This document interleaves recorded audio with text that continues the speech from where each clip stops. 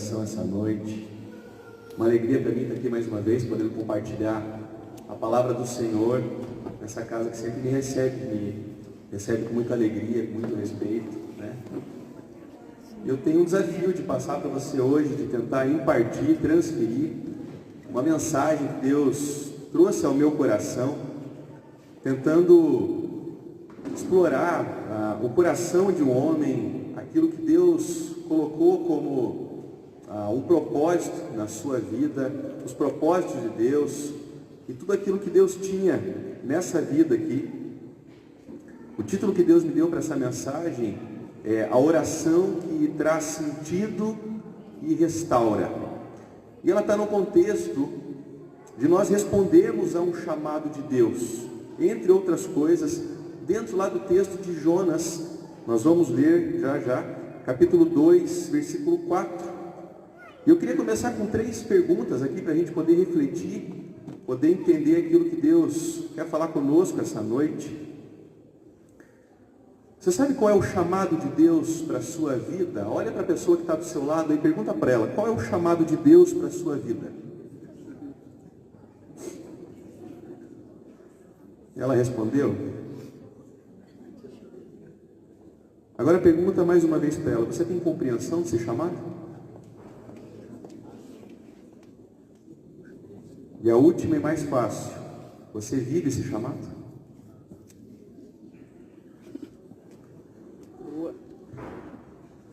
Responder o chamado é estar no lugar de fé, pois nós seremos desafiados a depender de Deus e viver o Evangelho, não apenas falar dele.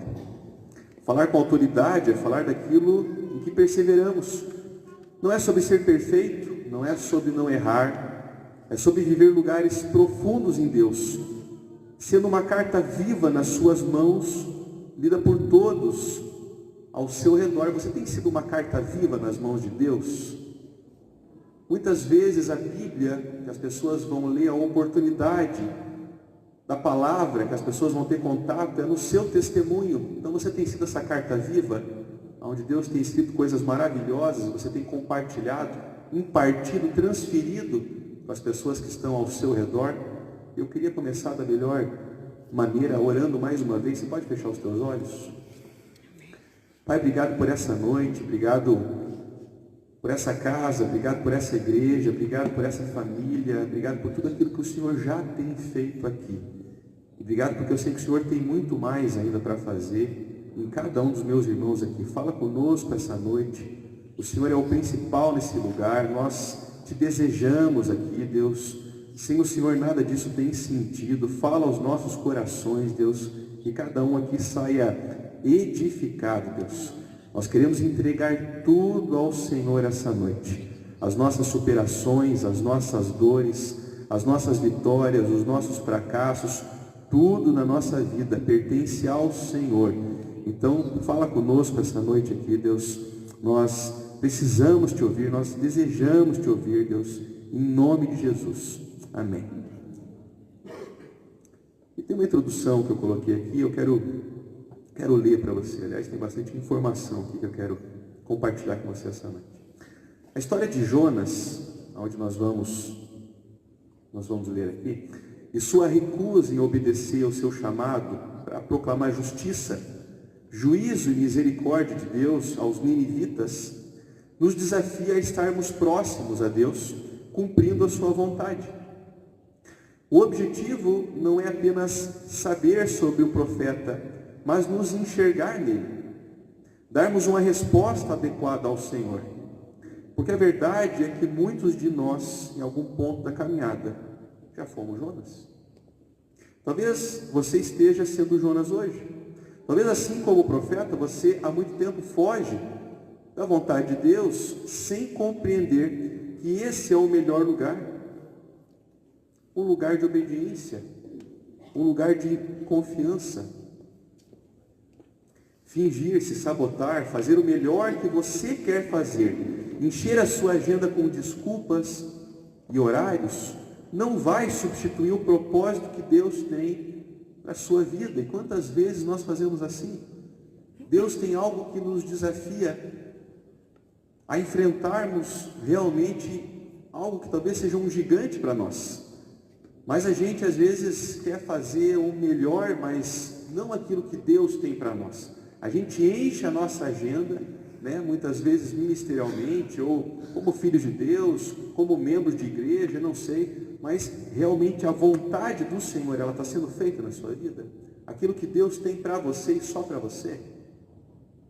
Tem uma explicação teológica aqui do comentarista que eu gosto muito. Quando a gente olha para o livro de Jonas, é uma ilustração veterotestamentária, uma ilustração do Antigo Testamento, da verdade contida lá em João 3,16. Você sabe o que está lá em João 3,16? Porque Deus amou o mundo de tal maneira que deu seu Filho unigênito para todo aquele que nele crê não pereça, mas tenha vida eterna. É uma verdade contida em João 3,16. Deus amou o mundo de tal maneira que tomou as providências para que houvesse uma missão de misericórdia com a finalidade de prover remédio para o pecado e para a degradação moral e espiritual. Se Deus teve tanto interesse pela sorte de Nínive, então todos os povos podem ser vistos como objetos do seu amor.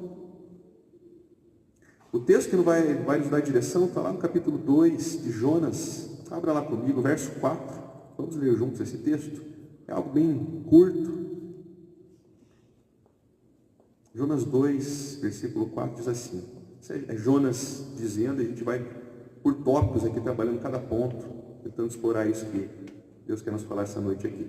Eu disse, fui expulso da tua presença.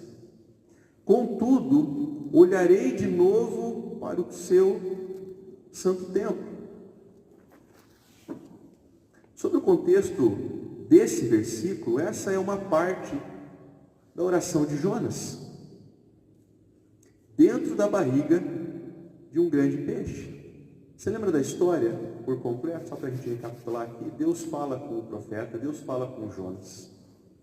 Ele não quer cumprir a vontade do Senhor por algum motivo, que ainda não está sendo bem explorado aí nessa parte. E aí ele foge da vontade do Senhor, foge dessa missão. Ele entra num barco, esse barco começa a ter problemas, ele fala para os marinheiros que estão ali, olha, esse problema está comigo, é Deus que tem enviado isso aqui, pode me atirar no mar, está tudo certo, eu estou fugindo mesmo do Senhor. Ele joga o Jonas no mar, Jonas é engolido ali por um grande peixe, inclusive, esses tempos atrás, não sei se alguém viu aquele vídeo aqui, uns tempos atrás, do homem que foi engolido por uma baleia, de verdade. Alguém viu, não? Engoliu, e foi regurgitado pela baleia, de verdade, Então, muitas vezes, essa história de Jonas foi interpretada como uma fábula. Mas não dá para a gente colocar Deus numa caixinha 2x2. Deus tem a maneira dele fazer, E existem várias explicações que remetem a como essa passagem é um registro verídico da vida de Jonas, a biografia de Jonas. Essa oração, ela nasce num lugar de aflição e de quebrantamento. Ela brota de um coração que em sua rebeldia clama por misericórdia. Eu e você somos desafiados a olhar para a rebeldia do nosso coração e confiar no processo que Deus tem para nos restaurar e para nos alinhar. Agora, para que a gente entenda a vida de Jonas, a gente precisa entender um pouquinho a cidade de Nínive. A cidade era a capital do Império Assírio, o império cruel, idólatra e inimigo declarado de Israel. Os ninivitas, eles descendiam em boa parte de Nimrod, o primeiro grande caçador rebelde diante de Deus, construtor da Torre de Babel e fundador de Nínive. Está lembrado ali em Gênesis capítulo 10, capítulo 11, quando fala da história de Nimrod? Ele vem depois ali do dilúvio, e ele faz uma torre alta. Ele não queria depender de Deus. Fala de uma autossuficiência. Ali você vê claramente também a Trindade se manifestando quando Deus, Filho e Espírito dizem, desçamos e confundamos a língua do homem. E naquele contexto ali, Nimrod, ele funda a cidade de Nínive. Quando olhamos para Jonas, ele sabia disso. Ele conhecia a reputação de Nínive.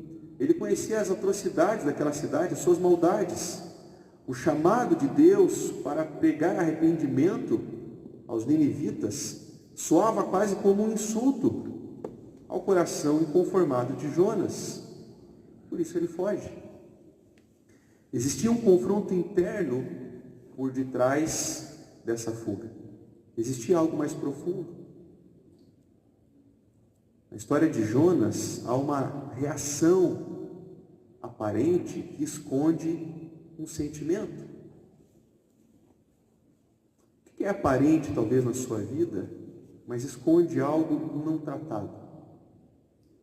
Algo mais profundo, que talvez precise ser exposto e colocado diante do Senhor.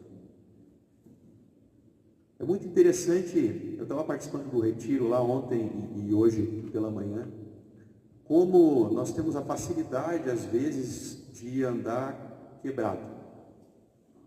Mas quebrado mesmo. Mas a tua aparência não está assim. Parece que está tudo bem. As pessoas perguntam, você diz, está tudo bem. Você vai andando com aqueles pecados, você vai andando com aquelas feridas, com aquelas amarguras, e você aprende a andar desse jeito. E quando você entende a verdade que é em Cristo Jesus, e como Satanás nos aprisiona com esses sentimentos, e que simplesmente muitas vezes basta uma confissão. Eu sempre digo que tem uma diferença muito grande entre reputação e caráter. E muitas vezes a gente está preocupado com reputação, que é aquilo que os outros falam de nós. E quer saber uma coisa? Eu não estou nem aí. Quando nós olhamos para o Antigo Testamento, você acha que os profetas tinham uma boa reputação? Só falavam mal deles. Agora você tem que se importar se você tem caráter. Caráter é aquilo que Deus pensa a seu respeito. Amém. Aquilo que Deus sabe quem você é lá no secreto. Isso nós temos que sempre estar com a luz acesa ali, piscando, um alerta. Quem você é de verdade na presença do Senhor? Porque basta simplesmente, muitas vezes, a gente confessar aquilo que está incomodando para que você seja livre. Enquanto aquilo está em oculto, enquanto você coloca debaixo do tapete, vai acumulando aquilo, Satanás faz de você um escravo. O pecado te escraviza. Mas quando você coloca e expõe a luz, eu gosto muito de Colossenses 2,14, quando ele diz que Cristo expôs todo o principado e potestade, os expôs publicamente para o opróbrio, e triunfou sobre eles na cruz. Quando você confessa, e você não está nem aí com a sua reputação, o que nos difere é o tipo de pecado. Eu tenho um, você tem outro. Mas estamos todos no mesmo nível, no mesmo barco. Nós precisamos da graça do Senhor igualmente. Um tem problema com mentira, um já teve problema com adultério, outro teve problema com jogos, outro com pornografia. Não importa o pecado. Mas aí, por a gente se importar com reputação, às vezes a gente fica escondendo aquilo. E não trata. Quando falamos na história de Jonas, o termo rebeldia, ele tem destaque. Se você já leu o livro de Jonas, muitas vezes a palavra rebeldia automaticamente vem quando você olha para a vida do profeta. Porém, precisamos ir além do sintoma. A rebeldia era um sintoma. Rebeldia era sintoma de um coração separado para Deus. Jonas era profeta e tinha um coração inconformado com tamanha misericórdia, um coração que não entendia o tamanho do perdão diante de um possível arrependimento, pois era zeloso com Deus. Jonas conhecia o Senhor, e ele tinha um coração zeloso, mas ele não entendia a misericórdia de Deus nesse nível. Ele não entendia a graça do Senhor nesse nível. Sabe quando você olha para a sua vida e para a sua história, e você acha que você é merecedor, mas você olha para o lado e fala assim, ele não. Aliás, nem quero que suba. O meu pecado tudo bem, mas o do meu irmão não. Você dá risada, é verdade. O primeiro ponto que nós podemos observar, Jonas não compreendia o tamanho da misericórdia de Deus. Você entende isso? Nós precisamos entender o tamanho da misericórdia de Deus, da graça de Deus. O pior tipo de morte para o pior tipo de pecador. Por isso foi a cruz e não foi outro tipo. Já pensou sobre isso? Por que não foi uma lança? Simplesmente uma lança. Por que não foi apedrejado? Mas foi a cruz. O pior tipo de morte. O pior tipo de pecado. Jonas sabia que Deus era misericordioso. Depois dá uma olhada lá em Jonas capítulo 4, verso 2. E é justamente isso que parecia que não se encaixava. Ele acreditava que um povo tão perverso não merecia a mesma chance que Israel. Jonas era zeloso com a menina dos olhos de Deus. Ele queria justiça, não graça e misericórdia. Não graça e misericórdia. A misericórdia de Deus incomoda quem acha que é mais merecedor. Incomoda o religioso. O foco muitas vezes não é o resultado, mas as marcas de Cristo que o caminho te deixa. Muitas vezes não é sobre o resultado, a gente foca muito no resultado, mas Deus muitas vezes quer você intencionalmente envolvido com o processo. Porque no processo você aprende, no processo você é capacitado. Ano passado, em abril, 7 de abril, foi ordenado pastor. E muitas vezes, ali incumbido da tarefa do ministério de oração, quantas vezes estive lá na sala de oração sozinho? Lembrando disso, lembrando que o meu foco não era o resultado. O meu desejo era que a sala estivesse cheia. Mas eu sabia que o Senhor, primeiramente, queria fazer em mim, para depois fazer através de mim. E muitas foram as orações. De repente, abre a porta e entra um. Deus mandou. Foi oração. Abre a porta e entra outro. Entra outro. Na quinta-feira, às vezes, a gente tem que estar com a porta aberta. 22, 23, 24 pessoas. E Deus tem mandado. Mas é um processo. O processo forja você. O processo ele é importante, então não foque no resultado. Eu estava lembrando quando eu estava escrevendo um trecho, esse trecho aqui, sobre o tamanho da misericórdia de Deus, que muitas vezes nós não entendemos. Alguém aqui já viu uma missionária, uma mulher chamada Heidi Baker? Acho que já mencionei ela aqui uma vez. Heidi Baker, alguém já ouviu? Amém. Depois você dá uma olhada lá no YouTube, tem vários vídeos sobre ela, uma missionária. Ela vive o avivamento de Toronto em 94, passa o pior ano da vida dela, em 1994, uma provação, algo complicado, ela conta esse testemunho. Hoje ela cuida de mais de 1 milhão de crianças na África, e é algo maravilhoso que Deus faz na vida dela. Uma mulher que, enfim, é missionária, ela prega, ela cuida, Deus usa ela de forma incrível. Mas ela conta uma experiência que ela teve uma vez, eu estava me recordando justamente sobre a vida de Jonas. Ela vai até uma tribo, e ela já tinha ido em várias, e ela adota uma menina. Na verdade, ela resgata essa menina de uma família que estava abusando dela. Mas não era qualquer abuso, essa família fazia atrocidades com a menina.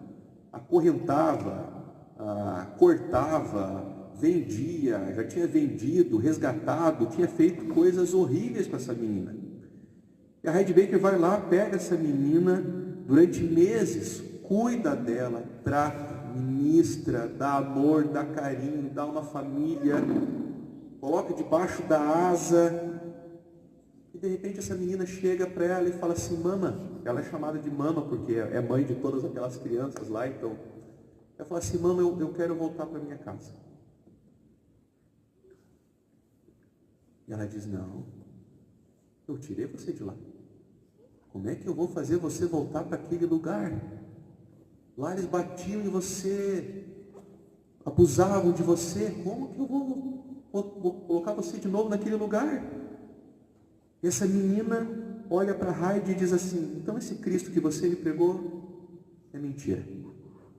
Porque eles estão doentes. Eles precisam de Jesus. Eu já conheço Jesus. É difícil entender o tamanho da graça de Deus. É difícil entender o tamanho da misericórdia de Deus. Quando é a nossa vida é muito fácil, é muito conveniente. O segundo ponto é que Jonas, ele estava familiarizado com o ofício profético. Você já viu isso? Você sabia disso? Olha aí no capítulo 1, verso 1 da tua Bíblia. O que está dizendo aí Jonas, capítulo 1, verso 1? Algo muito simples e que a gente passa com os olhos e não dá importância às vezes. E nenhuma vírgula a palavra vai trazer que não tem importância. Não é só um detalhe. Diz que Jonas era filho de quem? Amitai. Essa informação aparentemente comum esconde algo poderoso, segundo alguns comentaristas.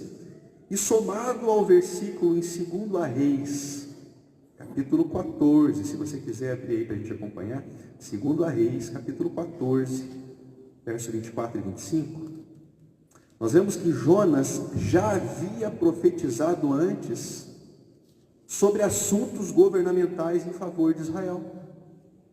Você já viu essa informação aí? Você já tinha visto Jonas fora do livro de Jonas? Quem aí já viu Jonas fora do livro de Jonas? Amém. Mas é uma informação que passa corrida, porque é muito curta. Você acaba não prestando atenção naquilo, mas é algo muito profundo para a gente entender o coração desse homem. É aquilo que Deus estava querendo fazer, não só em Nínive, mas no coração desse homem.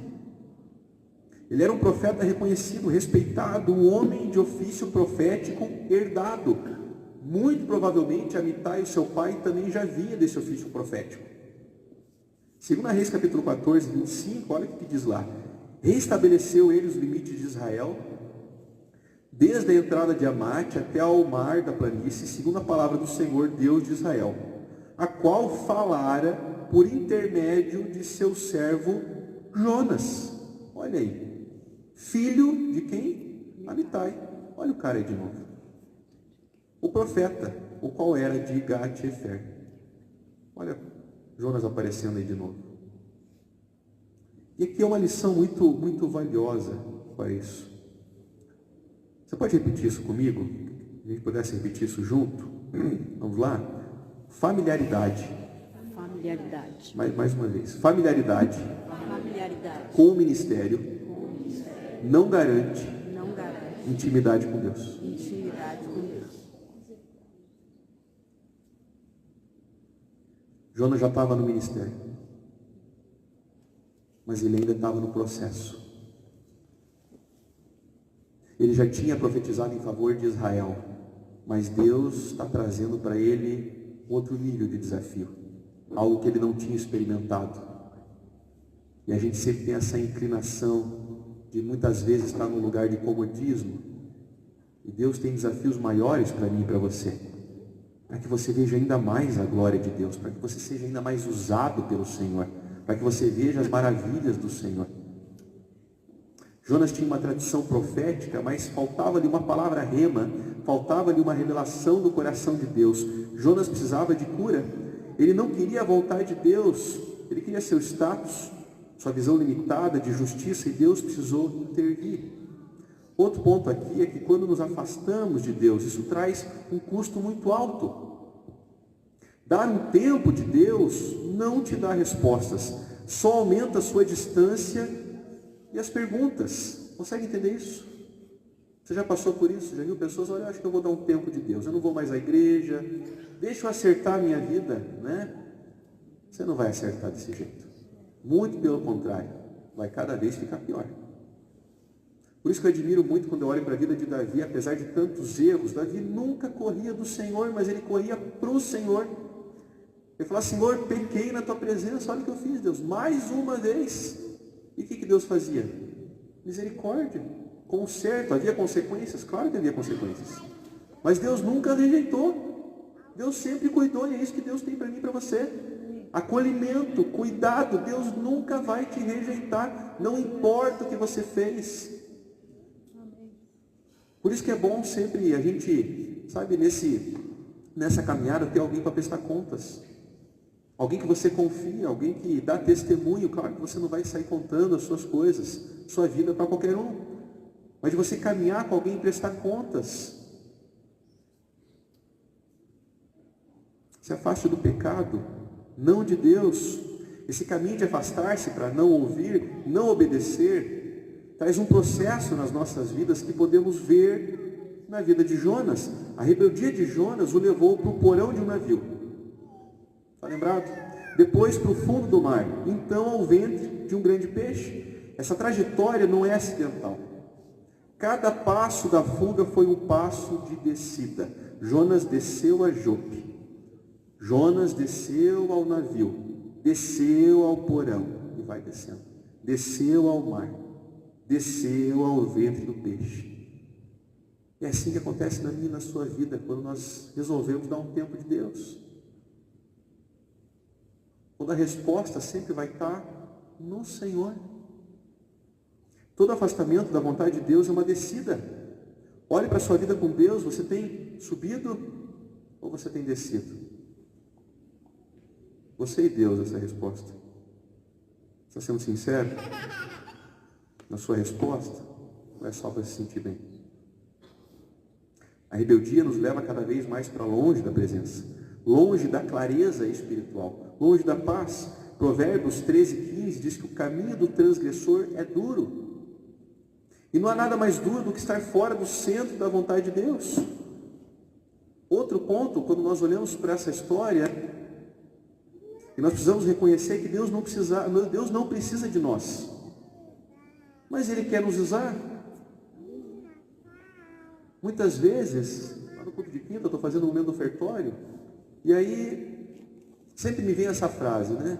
Deus podia fazer tudo sozinho. Ia ser tudo perfeito.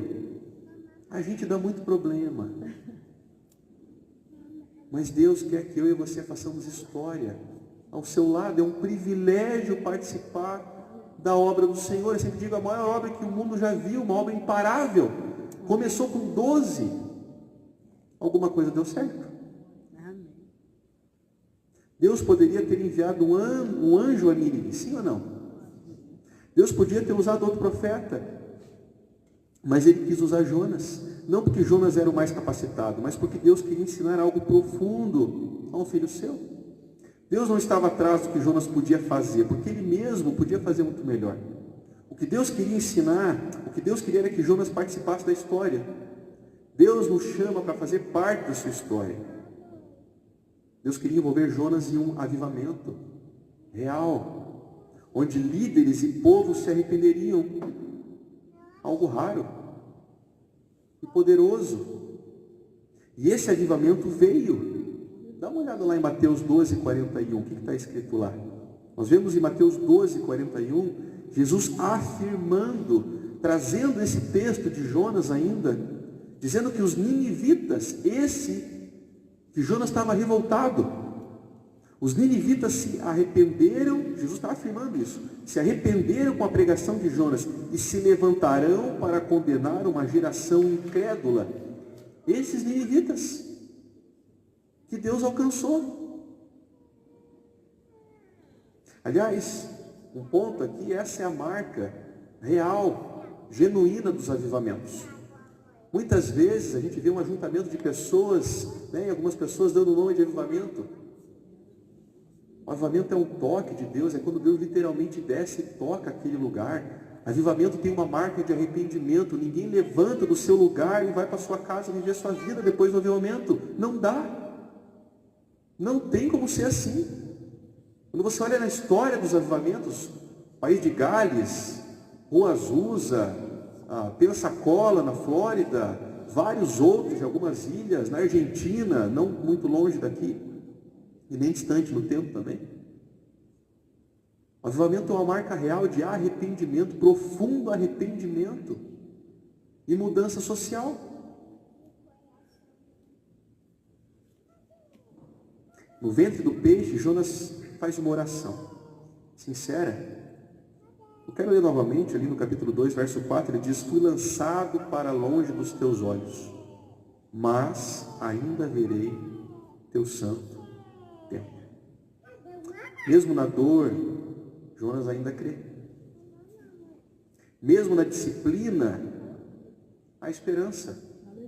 Mesmo ferido, ele clama. E sabe o que acontece? Deus ouve. Uma das maiores lições dessa história é que Deus ouve até mesmo os desobedientes. porém quebrantados e arrependidos. Se há arrependimento, há redenção. Se há reconhecimento, há novos começos. Você precisa de algum novo começo em alguma área da sua vida? Ou talvez em toda ela. Pode ser que seja hoje. Sem problemas. Deus está aqui exatamente para fazer isso. Ele é um especialista em novos começos. Amém. Em ressignificar a sua história. E usar tudo aquilo que você já passou e que o mundo traz como acusação, como ferramenta poderosa. Você sabia que um testemunho é uma ferramenta poderosa nas mãos de um crente? De um filho de Deus? Quantas vezes, lá atrás, no começo da minha conversão, eu sofri com síndrome do pânico. Tá com o microfone na mão, já falei algumas vezes, é obra sobrenatural do Senhor, não tem explicação. E aí, mais uma vez, trago como exemplo, mas a gente tem o tempo de intercessão lá no culto de quinta. Você sabe as pessoas que mais aparecem com motivo de oração para orar ali, qual é o maior motivo? Ansiedade, síndrome do pânico.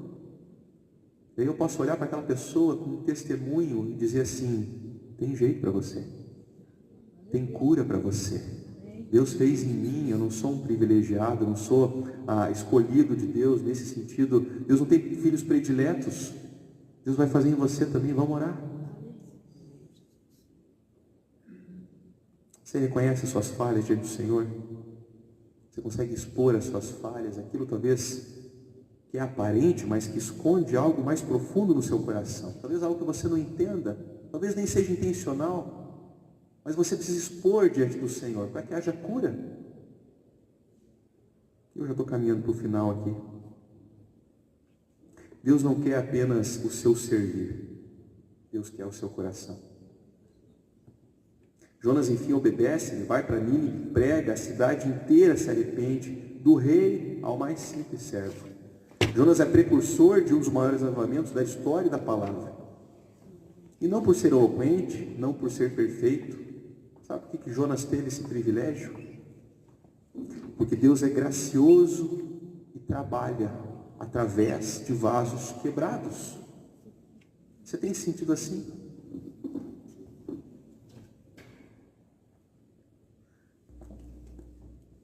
Eu queria compartilhar, se você quiser inclusive anotar isso, algumas aplicações práticas para a gente sair daqui meditando nisso. Você está resistindo ao chamado de Deus? Tem resistido ao chamado de Deus? Talvez o seu Nínive seja alguém que você precisa perdoar. Talvez você não queira ir até esse lugar porque dói demais. É pesado demais. Mas você não está sozinho. Talvez seja um ministério que você tem fugido, uma direção que Deus já deixou clara, mas você talvez insiste em ignorar. Será que você herdou uma fé sem vida? Como Jonas, você pode ter nascido numa família de crentes, mas talvez você não viveu ainda a revelação do coração de Deus, porque a intimidade com Deus é algo pessoal, não é hereditário. Deus tem filhos, não tem netos. Você tem que construir uma vida diante do Senhor. E é simplesmente de rasgar o coração e ser sincero diante de Deus, mais nada. A sua responsabilidade diante do Senhor é simplesmente dizer sim, dizer eis-me aqui, Senhor, eis-me aqui. O resto, pode ter certeza, é tudo com Ele. Tudo com Ele. Toda a ferramenta, toda a capacitação, tudo aquilo que você precisa, toda a cura, toda a liberdade, tudo que você precisa vai vir do Senhor. Creia, Ele quer te usar. Você está no processo de Deus, existe um processo na sua vida, você reconhece isso. O ventre do peixe pode parecer castigo, mas é graça. Deus usa o processo para te tratar. Amém.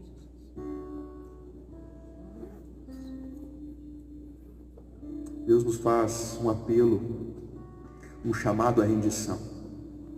Sabe, a história não termina, a história de Jonas não termina com a cidade, termina com o coração dele sendo confrontado. O que Deus quer nessa noite, sem dúvida, é confrontar o seu coração. Na passagem que nós lemos sobre a oração de Jonas no ventre do peixe, temos uma declaração de arrependimento, onde o profeta declara que pela fé, ainda veria o lugar da habitação do Senhor. Ele fala: Senhor, eu estou longe da tua presença, mas eu ainda vou ver o teu santo templo. Amém, Jesus. Talvez o lugar onde Jonas tinha confirmado os seus votos, talvez o lugar onde ele tinha sido ordenado, onde ele recebeu algo de valor, revelações do Senhor, intimidade. Jonas conhecia o Senhor.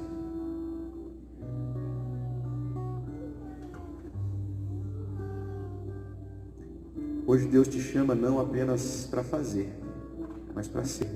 Não para correr, mas para se render. Não para entender tudo, mas para confiar e renovar o seu compromisso de caminhar com Ele em toda a situação. E nesse processo ser curado, liberto, escrever uma nova história ao seu lado, independente daquilo que você já viveu. Deus tem algo novo para a sua vida. Você pode fechar os seus olhos, inclinar sua cabeça. Deus tem no mínimo 2 chamados, 2 desafios para você hoje aqui. E o primeiro deles, sem dúvida, é se render ao Senhor, é entregar a sua vida ao Senhor. Eu quero trazer esse desafio.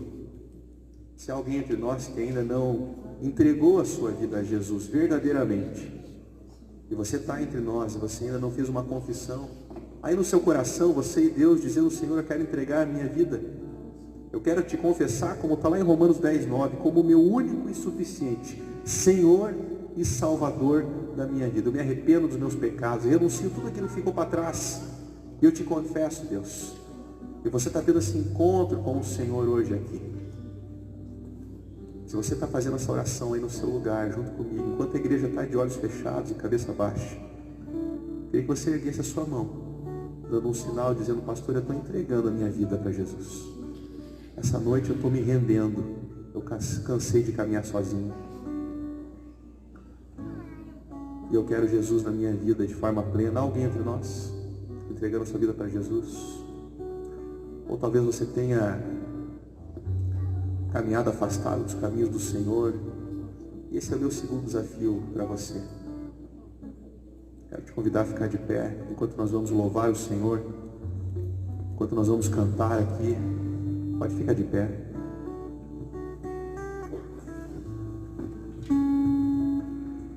Enquanto nós louvamos ao Senhor, eu queria trazer esse segundo desafio aqui. Se você entende que você tem, de alguma maneira, negligenciado o convite do Senhor, um chamado do Senhor. Se você tem, talvez, estado numa área de conforto e não de confronto. Você entende que Deus tem mais para você. Você não entende como Deus vai fazer. Talvez você se ache incapaz. Talvez você tenha muitas perguntas para fazer para o Senhor, e o Senhor tem todas as respostas para você essa noite, sem dúvida. O Senhor só quer o seu sim. Eu queria te convidar, enquanto nós cantamos aqui, você que quer mais de Deus, você que quer entregar mais para o Senhor, você que quer, entregar para o Senhor tudo, todas as áreas. Eu queria desafiar você a sair do seu lugar enquanto nós cantamos e vir aqui na frente. Eu quero orar por você, nós queremos orar por você. Sai do seu lugar, vem aqui na frente. Vamos terminar esse tempo orando.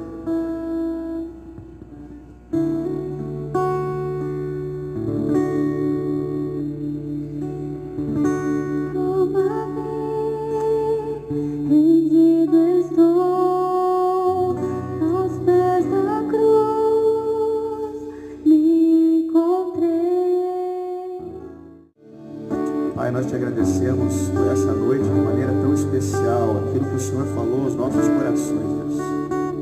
Obrigado pela tua salvação em primeiro lugar, Deus. Obrigado porque nós fomos salvos, remidos, Deus, no sangue de Jesus. E nada pode nos tirar desse lugar, Deus.